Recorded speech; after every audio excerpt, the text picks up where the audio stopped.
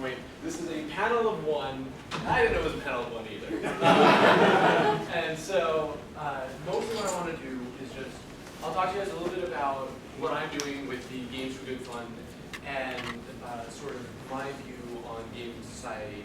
But I want to spend most of the time just talking about the issue, hearing your thoughts, because if nothing else, I think that dialogue is way more important, and these conventions are the perfect setting to start having these discussions rather than just having me say stuff. I say time and again that our medium is interactive, and so should these conventions, right? Anything I have to say is not as important or as wise as the collective wisdom of this room. So, short version. Do all you guys know the Games for Good Fund that I'm slowly trying to raise? Fair amount of you. Okay, for anyone who doesn't, basically,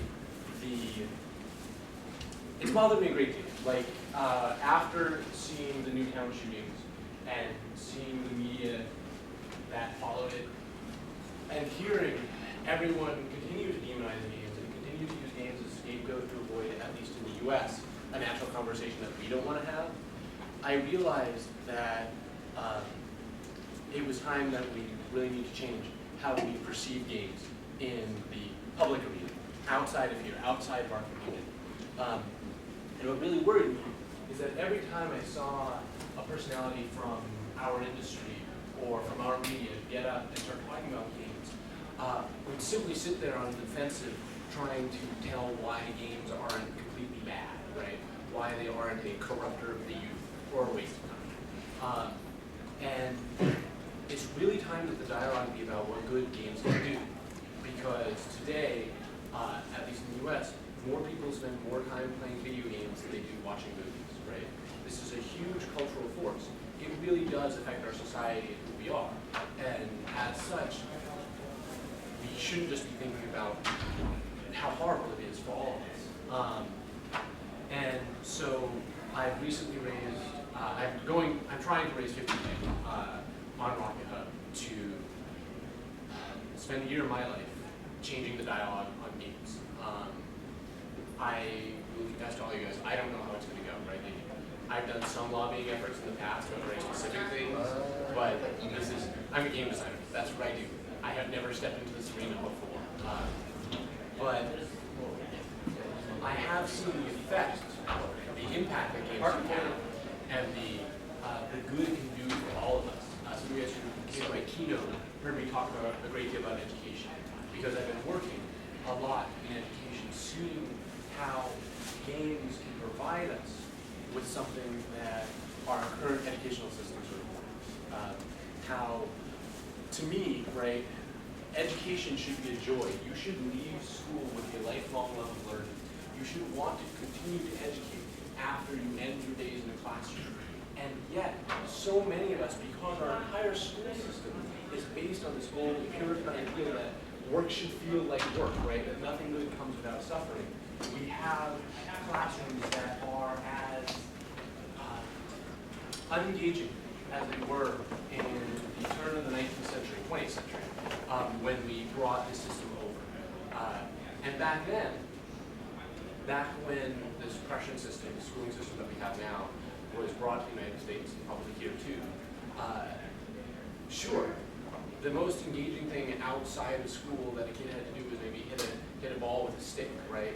And so maybe, yeah, your Shakespeare or your math or whatever could compete with that in terms of, but today, between the internet and television, films, music, video games, our leisure time has increased, how engaging this has increased exponentially, and yet our schooling has remained the same. And the same is true of a lot of our jobs and a lot of the things that we feel like matter in our society. And to me, that's criminal, right? We have spent so long learning how to engage. I'm sure that many of you have gone through classrooms and found plenty of ways this could be more entertaining, have a better interest curve, have a better tutorial, right? And so we need to use that research. We need to use that research outside of just our entertainment industry. And right now, our entertainment industry and our education industries just don't speak. So that's part of what I'm trying to do. But beyond that, I see so much value for games, right? I talked a little bit in my keynote about this idea that through games, not a lot, maybe just a little bit, you get to step into the shoes of somebody else, right? You get to live somebody else's life in a way that you can't with a film, right? We're not watching a character on screen, we're being that person. And I feel like through that, we can come to a level of understanding and empathy that is unique to this medium, right? Other media may have high value as well. We should use everything we've got in conjunction, but there are plenty of ways that no matter how civilized we've gotten, as a society, we still misunderstand each other. And I think that games have a very valuable insight into how we come to better understand one another. Have you guys, many of you guys came from my previous panel, but have you guys played Papers, Please? One. Yeah, okay, so I'm just going to keep saying that you all should go play Papers, Please. It's fantastic. It's a game about being the guy who stamps passports at the border, right? And it's just about the dullest thing I can think of, and yet he makes it highly engaging. And in it, it forces you to think through a lot of these problems and see both sides of it, right? You're sitting in this guy's shoes, and it forces you to see both sides of the needs and desires and the terror of trying to get across, that we're trying to move to a new place, right? At the same time, being the guy who has to sit there and make that judgment call about whether or not he's going to stamp that passport, because you could be a very bad person. On the other hand, maybe you have your papers out of order, and I mean, otherwise your family's never going to get to see you, right, if he doesn't stamp that thing. And another one was, of course, have any of you guys played Card Life?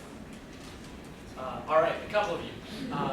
Card Life, I feel like, is less engaging, but again, it's a game about being someone basically running a food cart, trying to survive for a week in the shoes of somebody like running a food cart or newsstand or something of that nature.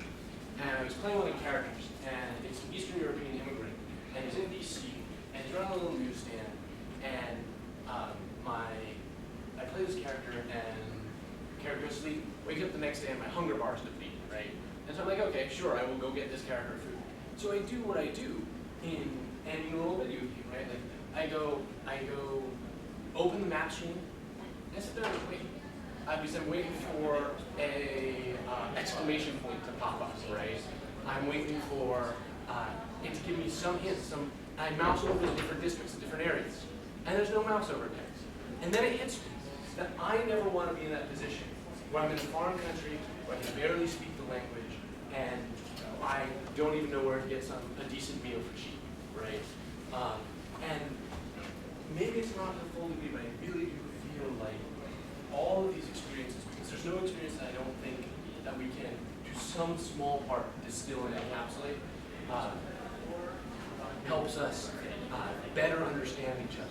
So it's not only, I mean, it's education, it's work, it's society as a whole, and then on the flip side, I mean, there are plenty of games, and I think we probably all have this experience in the game, where we come to better understand ourselves, where there's a moment where either you come to realization about a choice you made in the game and it teaches you more about who you are, or you're struggling to get through a time that's difficult, right? And you have that moment where you get to step into another life, and when you leave the game, you turn off the machine and get up off the couch. You're left better for it, right? A little bit of that pressure of the day, a little bit of that feeling trapped by the choices you made disappears because you realize that like the game, right? Like it's an analogy for your life. You have that open space in front of you. And so to me, there's a lot of areas that we've just begun to explore in games that can really help move us forward as a society. And so that's why I feel undertaking this endeavor to see if we can change how we talk about games, because honestly, until we do, we're never really as a society going to get the benefit of these fantastic experiences. So, on that note, I would love to, any questions, thoughts you guys have? I may have more of a spiel for you later, but I've already seen a couple of you eager to raise those hands. So yeah, go for it. So up in Northern Ontario, where I'm from, 9 out of 10 people that I speak to about games, and I talk about my passions with them. Right. They're saying, oh, like Monopoly, oh, like Pong, right. oh, like, recently, oh, like Lord of the Rings. Do you think that part of it is just exposing more people to gaming as it now can stand, or do you think it's moving people up to that new understanding of where games are? So I think that the question was, many people still think of gaming as Monopoly or Pong. And I think the truth is we're almost there, right? Like a lot of the surveys you see today, people don't realize it, but between games they play on their cell phone or Facebook or solitaire on their computer, I mean, everybody plays games. And I think that just even to broaden, right, if you say even Pong, right, like even Monopoly, right? Monopoly is actually a fantastic example because Monopoly is actually a game that was made to show, it was literally a social game. We now use that term in such a big way, but it was designed to teach people what a bad deal rent was. I'm totally serious. Like that was the original concept design for Monopoly, and it's, you see it in a lot of the board, right? And you can see it in the game itself. And they actually used to take this to basically not homeless shelters, but sort of halfway houses and play the game to teach people how much better it was if you could eventually get to own property rather than just rent it. So I think if we just can start expressing that, start getting people to think further and think of the other aspects of this game beyond just something to waste your time, right? Because a lot of these games do have redemptive things. The reason that we do them is because the way they engage us mentally, right? So there's a lot there that we can talk about, even in the examples that people usually say. But you had a question. Yes. What do you think it does to the dialogue when we focus on the benefits of, say, really individual games, like the case where people say, since there are now Wii games that cause you to be active, games can now let you exercise, as opposed to trying to focus on the benefits of the game, like games that more people play. So, I think that it's not to me a matter of trying to generalize, trying to say all games provide you this benefit, but rather to say games as a medium can provide you this benefit, right? Like the fact that we have the opportunity to make getting healthy more engagement, right, is very positive things that games do. Once we try and generalize, right, it's very hard. Games as a medium aren't a unified thing. I mean, in any more way than film is, right? Like you can't. There's a lot of things that you can't say. By watching films, you will get X, right? And in some ways, some of the dialogue, some people are trying to support the virtues of games, I think has been too focused on saying the things you get from playing every game. It's how we get the argument about increased hand-eye coordination, right? And increased hand-eye coordination is great, but I think it's like one of the lesser things you can do, but it's one more generalized. Yeah, go for it. My question has to do with integrating games into education. All right. And this is a problem we already have, with, especially with certain topics in school, that the educator and the teacher who work beyond the Syllabus, yeah. are biased, and they might end up accidentally, as was said in your propaganda and sort of extra credits, you could accidentally include your own personal biases in the thing that you created. And that's already a problem in our education system, but do you worry maybe that problem would be exacerbated if we were to gamify education? It was more engaging and more thought and effort that we put to create it. So the question is, do we run the risk of putting more bias into education if we gamify education, if we add play to our curriculum? And we might, but I'm not sure it's, I think it's something we should be aware of, but not afraid of, right? I think that if we do make it more engaging, anywhere where we're wrong, you will learn to an even greater degree, right? And those errors to be ironed out at a later date by you at a much greater cost. But that can't stop us from doing something that will also provide so much more good.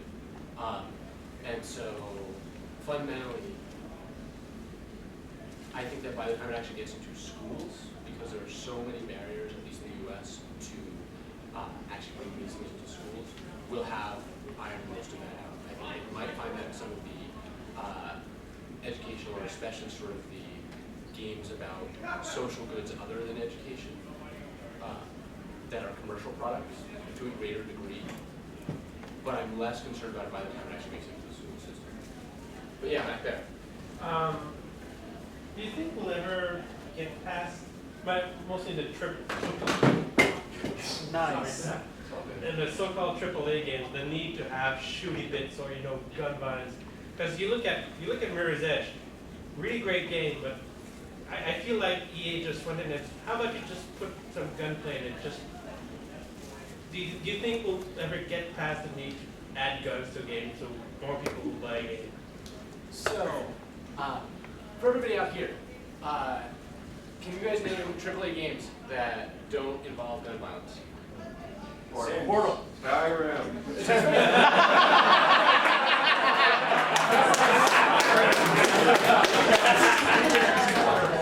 Crossbows don't count? So, Simulator and Minecraft. Actually, you know what? This is even better. I like the fact that you guys are all talking to each other. Let's just ignore him. I should actually just stop. This is a better place for dialogue. But since Minecraft, Surgeon Simulator, good examples for their need. Let's say AAA games without violence, right? Portal is definitely one. Gun-based, but not gun violence. Sims is definitely one, right? Sims is one that I think deals with a lot of social issues that you play, right? Yeah. I'm not sure Portal would have it. You got a crazy robot trying to kill you. Right, and you have gun turrets that do shoot you. But what else? Any kind of racing game? Any genre that isn't based around? Oh, Forza. Like Forza isn't doesn't have any kind of direct kind of like you can maybe if you're driving Forza, you can crash another car, but it's not inherently based around violence to achieve any goals. I think there's a lot of genres that are maybe less based around violence as the driver of the plot. Go for it. Sim City. Right. So anything in the Sims world. What else? Madden, NFL, So far we're at Sims and sports. What else? Mario. So Mario's actually violence-based. I mean, Mario, you're spending most of the time killing. What else? Well, I had another question, but I was just. I'm very curious about this, right? Because you guys are very interested in this topic by the fact that you decided to spend an hour of your life sitting here in this incredibly warm room, hanging out talking about it. And I'm just curious to see how many non-violent games, if somebody came up to you and said, games are all about violence, what we could respond in the AAA. Stanley Parable. So, Stanley Parable, again though, not AAA. Very And what? Professor Layton games. So right, Professor Layton is definitely one. Viva Pinata, I would say, sure, there are, so what else? I was gonna say Phoenix Wright. Right, Phoenix Wright is another one. I mean, there's a lot of murder, but. Tetris. Sure. Yeah. Absolutely. So, puzzle games, I was waiting for somebody to name puzzle games, yes. Mario Kart Rock Band. Rock Band is an excellent example, right? And, I mean, there are lots of things, Rocksmith, right? There are lots of those games which teach you a great deal. I had nieces and nephews introduced to whole new genres of music which they've come to love through those games. Yes? Mario Party. Sure, Mario Party. What else? Harvest Moon.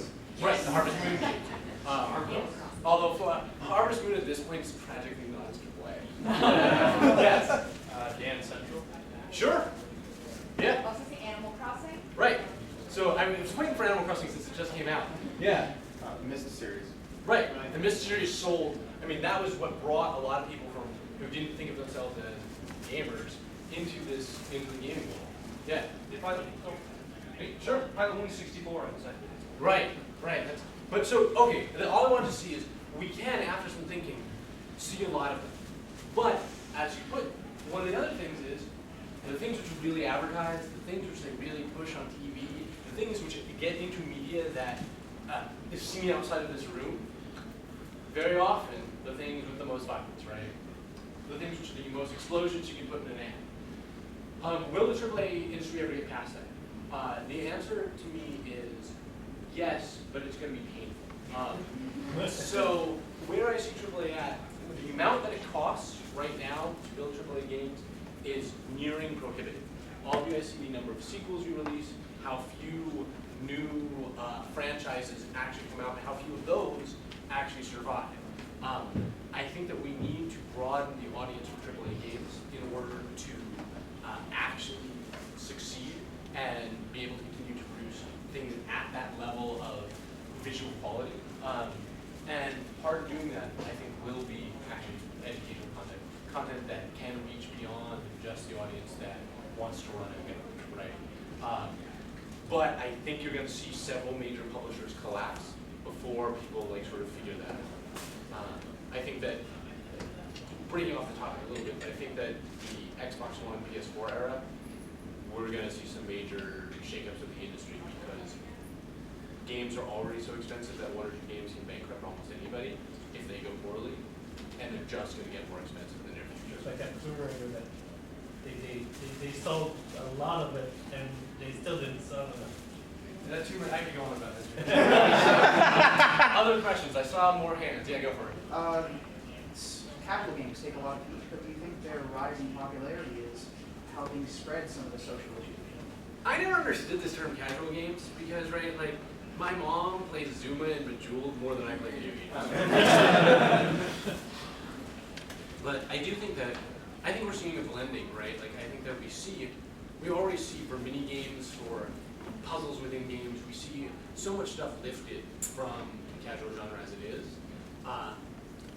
that I think that it's a great place to turn to for a lot of this because you've got some very compelling mechanics that aren't necessarily combat mechanics, right? Certainly can be used for everything from Puzzle Quest to Puzzle Pirates, right? But I do think that your casual games, as we see them now, and actually for all you guys, I've just been looking at a lot of hidden object games, and the thing that's been amazing about hidden object games is it blew my mind that the protagonists are almost all fully clothed women.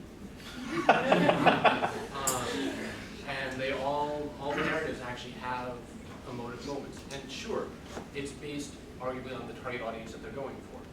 But they also definitively prove it's a billion-dollar industry. They're clearly an audience for that out there, right? Like, and so I think our AAA will eventually see these things and learn. But yeah, other questions? Go for it. Yeah, how do you deal with the cost of hardware for, say, poor people that are on welfare and whatnot? Like, to get a laptop is like climbing Mount Everest to all of them. So how do they experience the games if the hardware is so expensive? Right, and so tragically, I don't think, to be totally candid with you, the poor segments of society are like any new medium, this is sort of lucky. And I'm not sure we're going to reach the poorest levels of society outside of civic institutions like schools, right? You guys all saw that LA School District just bought an iPad for every student, right? Costs them a great deal of money, but allows that access to technology. But beyond that, I think that it can do a lot of good helping those of us who may never be in those circumstances understand and feel compassion for those less fortunate, right? And then hopefully someday this technology is just available to all. More recycling programs as well. You know, people, if they have a lot of money, they have hand-me-downs, right? And that's like, man, I'm headed for these guys, and you can kind of do, I mean, it's a little bit, you know, take a lot of effort, but to be able to bring it down. Sure. I mean, hopefully, I would like to see that day. I think that would be great. Yeah, in the back. Me? Yeah. Just sort of a tangent for the thing about fully clothed female characters. There was recently a Kickstarter for miniatures for tabletop gaming, which were all females, fully dressed, not dressed like strippers. Like these people just wanted it to have these out there, and the Kickstarter smashed through its goal in the first 2 minutes. Right. See, this is the thing. I have sat in so many rooms where they say we can't greenlight a game with a female protagonist, and I think it's ludicrous. I think at this point, I mean, just look around this room, right? Like, it is a ridiculous part of our industry. So I think overall, in all these areas, our AAA industry will slowly come around. It's a big ship.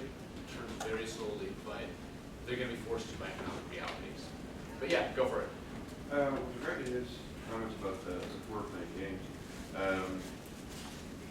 where I'm from, you can borrow games and such from the library. Yeah. Such is not very good, but they have them. And you can also, anytime you go into the library, you're going to see a whole bunch of people playing Facebook games. Yep.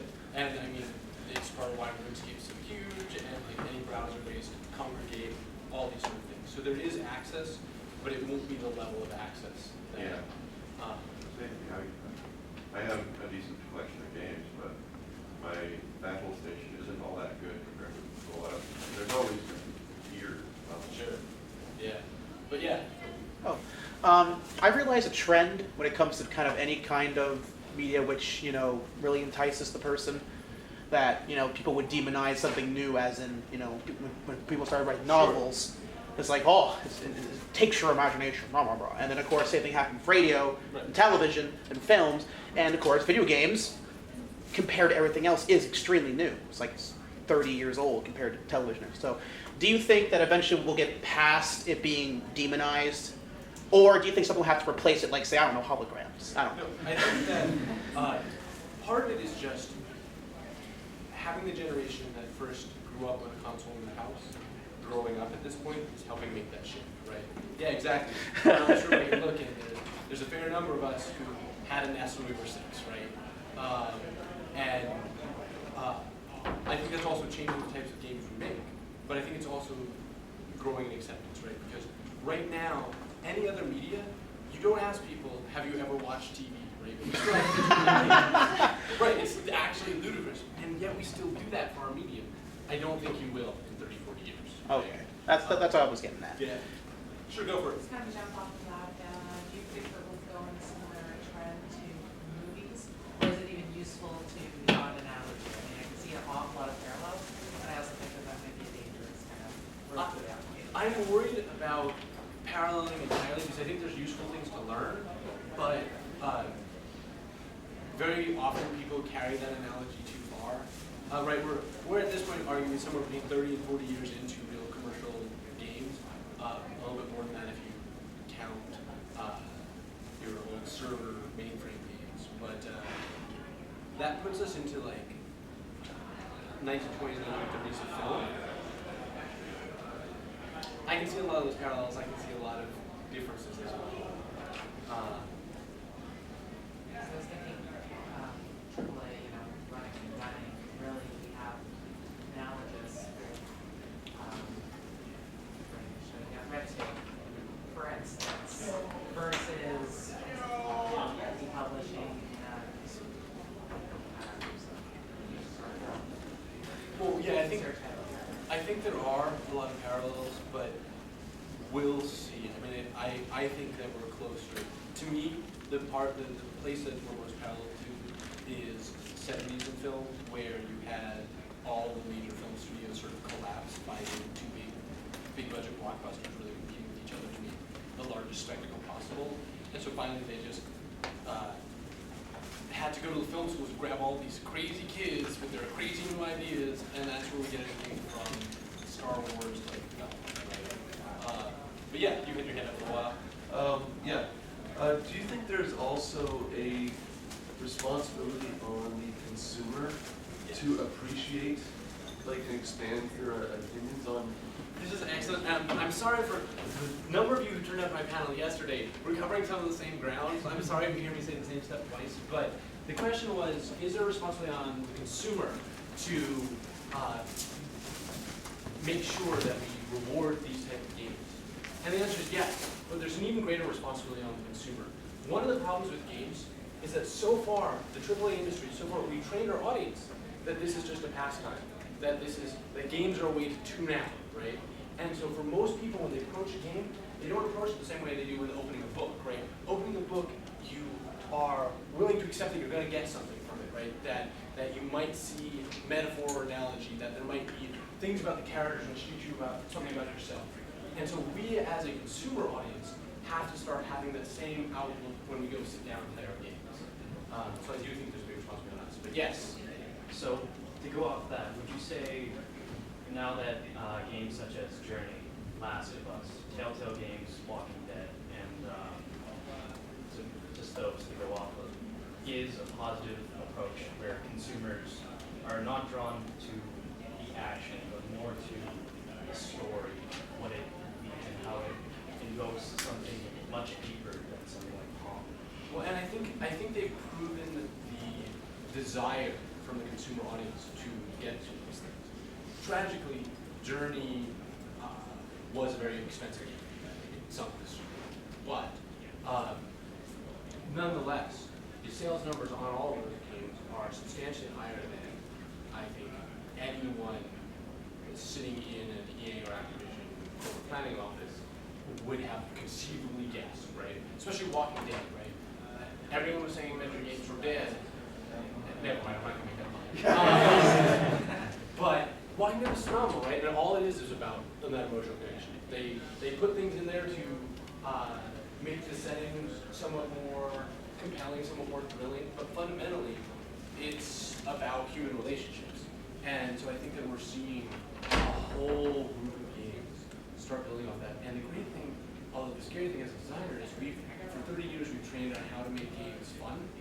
And now we have to think about all the other ways to make them engaging. And that's what really excites me every day. At the same time, we have no idea what we're doing, right? Like certain people are starting to figure it out. We have no idea how to make a game about any form of like human pathos, right? Just starting to get there. But yeah, sure, go for it. Two questions. One coming off just an earlier point. One, are we going to see more diversity in protagonists? Obviously, that needs to happen. But two, what about cross-media things like Defiance? Is that flash in the pan, or is that? I'll answer the first question first. Okay. Diversity in games. I think you're going to start seeing more diversity in games simply because we're slowly getting tools which make it easier to have avatars, slightly different looking avatars, and without having to handcraft all of them, right? And at the same time, there's clearly demand for it, right? I believe that almost every game company has done research which definitively proves that people like to play avatars that look like themselves. And there are massive segments of the market that you're cutting off by only having dudes who look like linebackers with chainsaw guns, right? So I think we are slowly going to fix that. It's a sensitivity thing too. Like, tragically, there's also a responsibility as developers that we have to take up, because I still meet a lot of developers who say we're just making games, right? Who try to hide behind that shield to avoid having to work harder to actually tune in and think about these sort of things, to be cognizant. But I think our industry is slowly working past it. So I do believe we'll see more diversity in your avatars. And again, Walking Dead, right? Phenomenal for all that stuff. In terms of transmedia stuff, and that being a way to get things across, I think transmedia stuff largely appeals to people who are already interested in the primary media form in which that's delivered, if that makes sense. So I think Defiance will garner some of your sci-fi audience, but is also going to be most interested in people who like sci-fi and play Defiance, right? I also think it needs to be done a little bit better. I'll just leave it at that. But I think there are great things that we can explore, and I do think that as we start, if Google Glass takes off, if we do start having wearable technology, and we can start sliding that into your real world, I think there's a whole host of possibilities there that can be very positive for taking the game outside of the machine in your living room or at your desk. But yeah, go for it. Just like mobile phone cameras made everybody into a newscaster or a videographer who can record anything, how much further do you think game designing software needs to get to make it so that anybody can just pick it up and start designing a game that could have a real impact? We've come a huge way, but we still need to go a lot further, right? How many of you guys ever used Game Maker Studio? A couple of you. Any guys, that's probably the most approachable software out there, so maybe RPG Maker. I remember that. But, right. But it's still not something that you can just pick up and go, right? And I think we're probably at least 20 years from the point where you even have 2D software that's as convenient as picking up a camera and shooting. Because we don't just have to make the camera cheap, right? Which is basically what you did with the phone. Made it cheap enough to package with a device you can carry anyway. We have to make the actual art of creating games less complicated. And that's going to take a lot of effort on a lot of fronts. Yeah. You did an extra credits episode that I had about the game Spec Ops: The Line that was very highly praised and everything like that. And I have a few friends that are really big into that sort of game. They want, and I'm wondering, is there something that consumers can do that, you know, the few of us that are really connected to that game the way you did, that can sort of help more games to be made like that? Buy Spec Ops. So unfortunately, Spec Ops had tragically bad sales, right? I think better than if they had tried to just compete directly with Call of Duty with the same marketing budget, right? I think they got better sales than some of the comparative EA products that competed in the same field, given their comparative marketing budget. But by anybody looking at it in a boardroom or places, it's a flop, right? So the first thing that we need to do is vote with our dollars. Unfortunately, that games business is business, right? Beyond that, I mean, I think there's a lot of even things as simple as just writing letters to their publisher and letting them know, hey, this is a great game. Letting them know that even though the first one didn't succeed, maybe they've got the beginning of a franchise or a cult hit here, right? But until we start getting those sort of games to sell,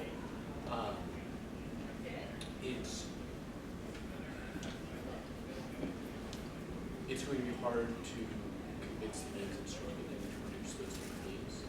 On the other hand, Sony won a great deal of audience love for releasing games like Journey and Flower Writing by releasing that game after games, even though they weren't actually that profitable.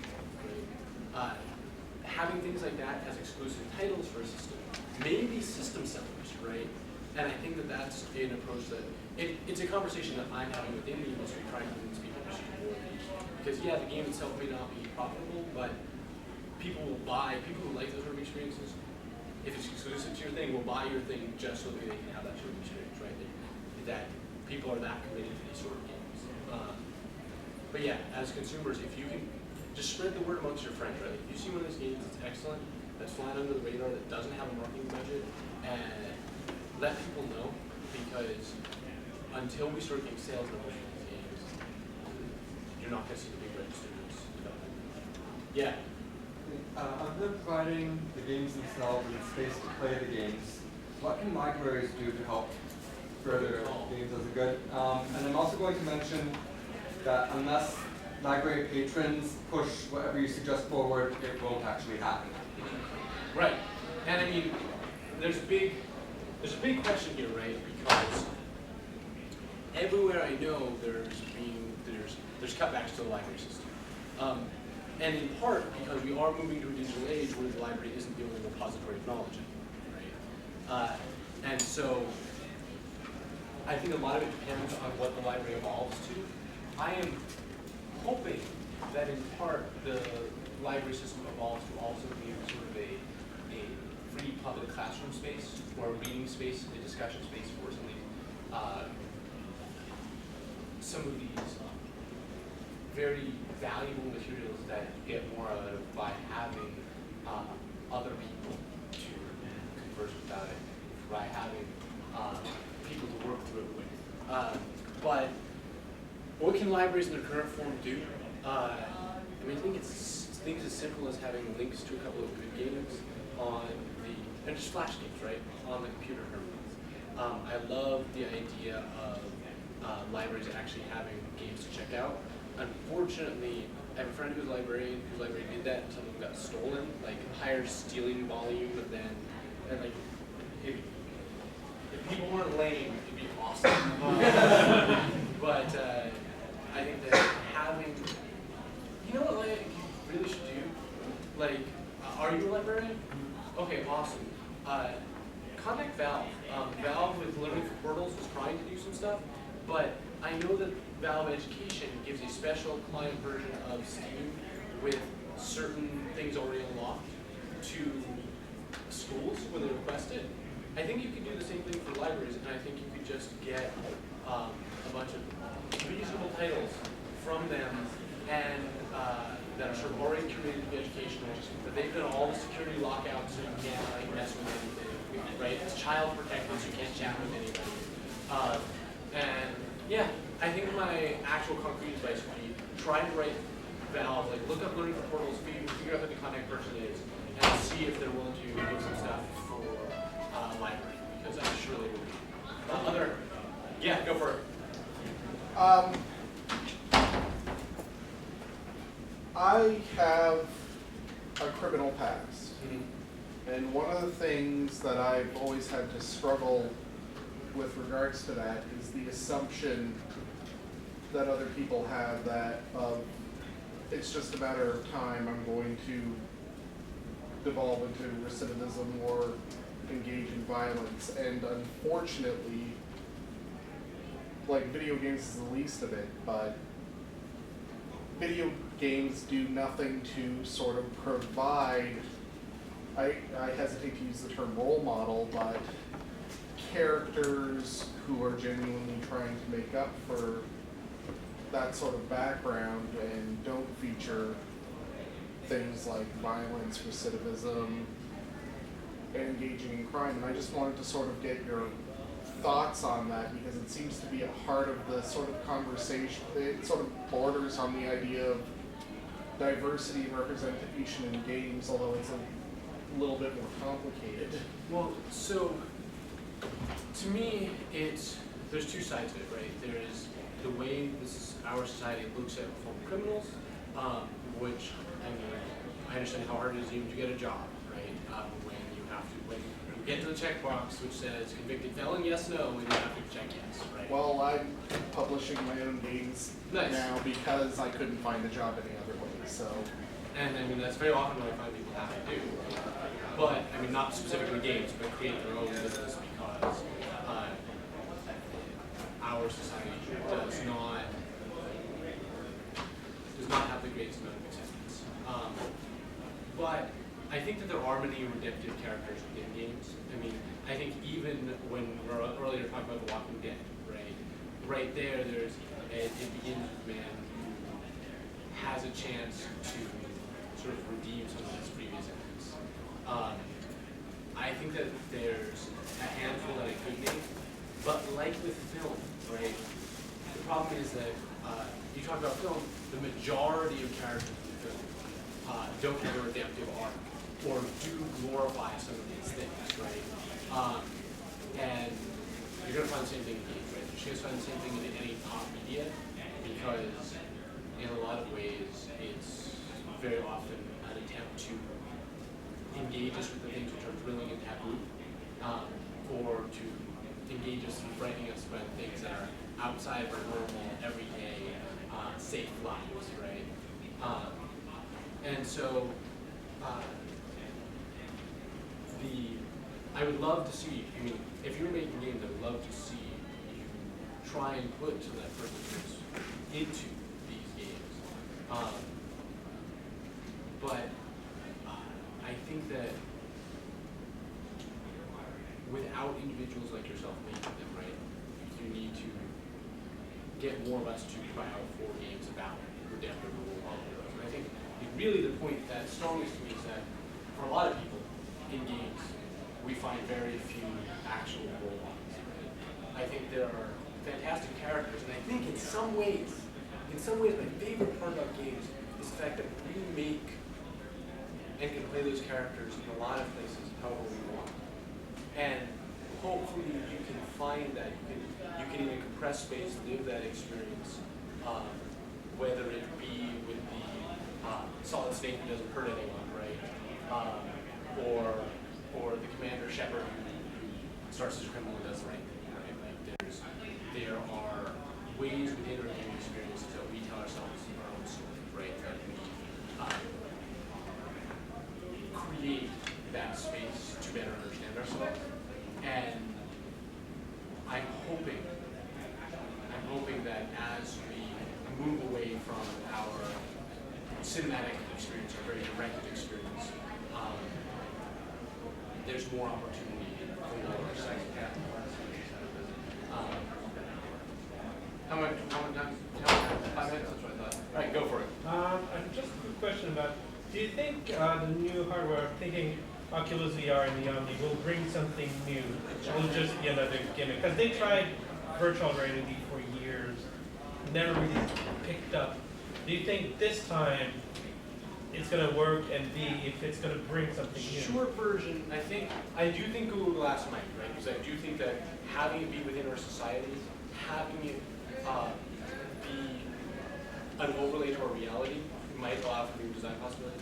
I don't think, I think VR, like 3D technology, we've seen come up again and again, and it's never been more than a game. And until you have a space I can walk around and actually operate with my physical self, having just a headset on is not going to be enough. But, lightning round. Hands up for anybody who has a question. Just keep them up and I'll start calling people. Go for it. What do you think of cross-game connections for drinking audiences together? Oh, interesting. Cross-game connections. I think getting different groups of people to talk to each other is always good. I haven't seen it executed very well in a lot of cases so far. All right, go. Do you think games should have prioritize deeper meaning over fun? So I think fun is the wrong term. I think engagement is the right term. And I think the deeper meaning can be very engaging. And it's a question of how you deliver on that, right? Because we always use the comical example saying Schindler's List isn't fun, but it's true, right? Schindler's List is highly engaging, not very fun. So I think that's what we have to look for. I think we have to change our terminology and our thinking as game designers to say fun isn't the only way we can engage. How do we talk about these deeper subjects while still being engaging? Yeah, go. You heard of Undertale yet? I'm not sure I have. What is this? It's a game, it's a retro style game, sort of like an RPG, but there's always a non-violent option. I think that in any of these cases, finding more non-violent mechanics that are interesting is part of our search as game designers for the next couple of years. Go. There's a growing number of educators on YouTube that are like the Smarter Every Day, the University of Nottingham does educational videos that are creeping into the classroom. Do you ever see educational games getting in on this type of community and coming into the schools more to the education side? Yes. So I actually think that the commercial education companies like Pearson are probably the first places that you'll see adopt educational games for both continuing education and just education outside the classroom, and that will then transfer over to the classroom. Yes. What are some things you would advise aspiring game designers and people getting into the industry to keep in mind for social engagement and for bettering society? I would just say ask yourself what your mechanics mean, right? Because very often we so rarely think about what it means to raise a gun and point at another human being. That's a question that's never asked by the 1,000 games in which we've done it. And so just always think through what your mechanics mean. Other questions? Yeah, go. What impact could the self-publishing model will have on the social games? I think self-publishing is actually why we're going to see it explode, right? Because finally, we can set our own price point where we can get distribution. You can see games that are free or 99 cents and 5 minutes long be successful. And sometimes that's all you need for some of these things. So I think it's part of the difference that people making their own games can get these out there and can share a unique perspective. Next. We got any more? Just, one more question, and then we're going to have to wrap it up. So this is the last question. All right, go for it.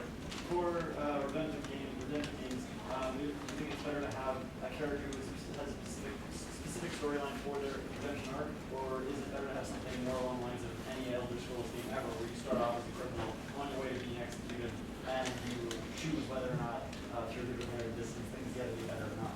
So it's tough because in any Elder Scrolls game, right, I don't have enough background on the character. I'm not invested in the character or their crime. I don't know why they committed it or what it was. So I don't understand the redemption path, I'm going to create hordes of redemption. Right? I think that, so yeah, I think we actually do have to either create more events or let the character, the player live through that. Maybe making their own choices towards something which is a criminal review. Right? But all right, I will be around-ish if there's any more questions I can get to, but I think we have to actually